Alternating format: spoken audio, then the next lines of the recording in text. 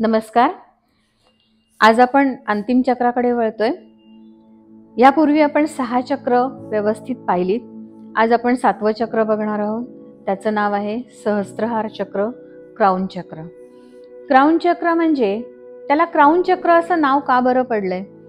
तर तुमच्या कपाळापासून वर 4 बोटं म्हणजे ह्या इथे त्याचं स्थित असतं, ही जागा असते त्याची, आणि ह्याचा आकार जो असतो तो क्राउन सारखा असल्यामुळे त्याला क्राउन चक्र असे म्हणतात.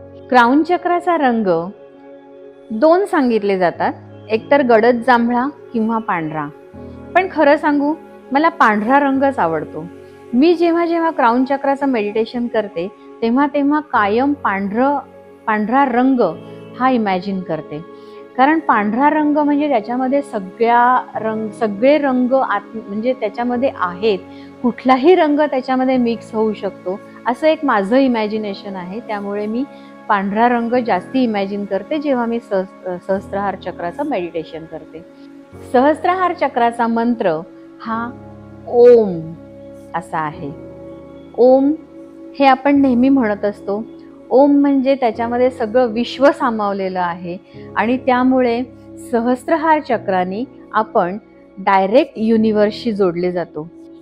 आता ह्या चक्राच्या आधिपत्याखाली आपले कुठले कुठले अवयव येतात? तर डोळे, कान आणि तुमचा मेंदू, ह्या गोष्टी असतात ह्याच्या आधिपत्याखाली. तर ह्या गोष्टी जर तुम्हाला व्यवस्थित ठेवायच्या असतील तर तुम्हाला ह्याचं मेडिटेशन करणं, ओमचा जप करणं हे महत्त्वाचं आहे. ओमचा जप हा आपल्या सगळ्यांसाठी खूप जवळचा आहे असं मी मानते. जेव्हा तुमचं हे ओव्हर ॲक्टिव्ह चक्र असतं, सहस्त्रहार चक्र जेव्हा तुमचं ओव्हर ॲक्टिव्ह असतं तेव्हा माणूस खूप स्वार्थी बनतो, अप्पलपोटी बनतो. आणि अशा वेळेला तुमच्या मनात ज्या काही भावना उत्पन्न होतात त्या मी नाही सांगू शकत, ज्याच्या त्यांनी ठरवाव्यात. स्वार्थी बनणं म्हणजे काय किंवा ह्या गोष्टी ज्या आहेत त्या ज्याच्या त्यांनी ठरवाव्यात. पण जेव्हा हे सहस्त्रहार चक्र निम्न असतं म्हणजेच अंडर ॲक्टिव्ह असतं तेव्हा माणूस खूप एकलकोंडा बनतो किंवा त्याला एकटं राहणं खूप आवडतं. आणि या दोन्हीचा जर तुम्हाला समन्वय साधायचा असेल, म्हणजे तुम्हाला जर सहस्त्रहार चक्र जर हील करायचं असेल तर नथिंग लाईक दॅट. तुमचा डायरेक्ट कनेक्शन युनिव्हर्सशी. सो त्यामुळे तुमच्या ऑरामध्ये, तुमच्या वागणुकीत अनेक प्रकारचे बदल घडतात.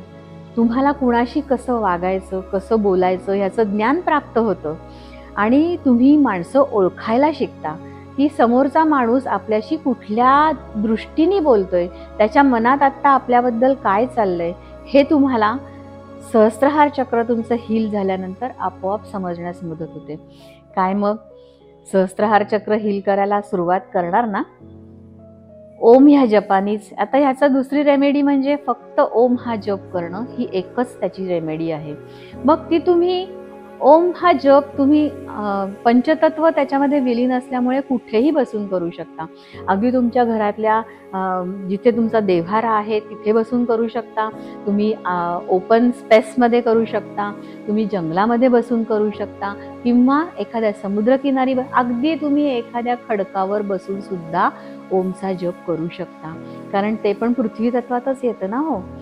मग कुठेही बसा पण ओमचा जप चालू ठेवा, असा माझा तुम्हाला आजचा सल्ला आहे. आज आपली सगळी चक्र कंप्लीट झालेली आहेत आणि लवकरच मी घेऊन येत आहे www.soulfulconnection.in ह्या वेबसाईटवरती ह्या सगळ्या 7ही चक्रांचा डिटेल कोर्स घेऊन आपण येतोय.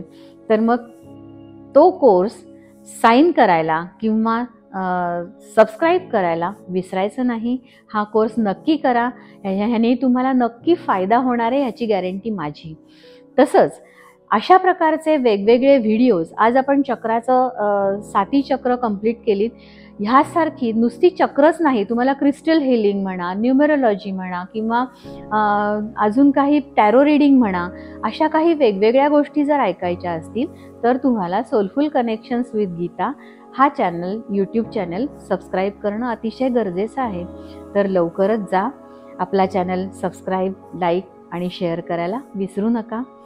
भेटूया पुन्हा परत एकदा लाईव्ह मेडिटेशनमध्ये जे आपण चक्रांसाठी घ्यायचा प्रयत्न करूया. नमस्कार आणि धन्यवाद.